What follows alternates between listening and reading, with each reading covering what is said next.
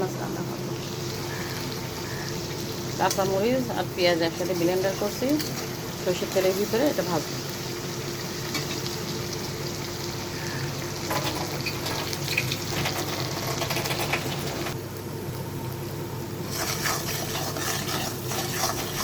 কাঁচামরিচ আর পেঁয়াজ, হলুদ আর লবণ, সরিষার তেল, ইলিশ মাছ আর কিচ্ছু দিব না। ঝাল হলুদ মাখাই রাখছি ইলিশ মাছটারে, এবার আস্তে আস্তে আস্তে করে একটা করে দিব। এপিস ওপিস করে গরম পানি দিয়ে দেবো। দিয়ে পাশে যদি করা কচু শাক আছে না, কচি পাতা, তাই পাশে করা দিয়ে দেবো।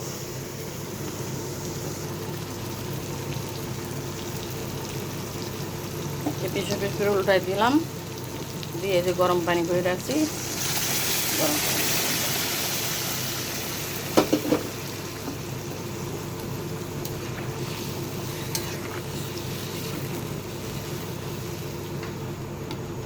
শুধু পেঁয়াজ, হলুদ আর কাঁচামরিচ, সরষের তেল দিয়ে রান্না করবেন। ইলিশ মাছের পুরো ফ্লেভার থাকবে। ফুটে উঠলে পারে কচু শাক দিয়ে দিল।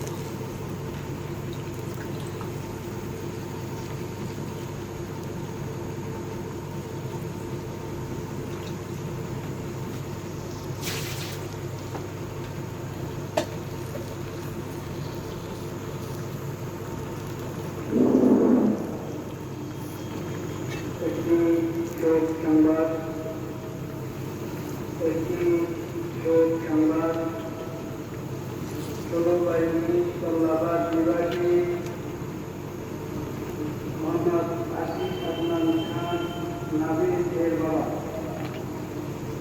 মোহাম্মদ আশিক আদনান খান নাবিলের বাবা ইরফান খান ইন্তেকাল করে আছেন। ইন্না লিল্লাহি ওয়া ইন্না ইলাইহি রাজিউন। মরহুমের জানাজা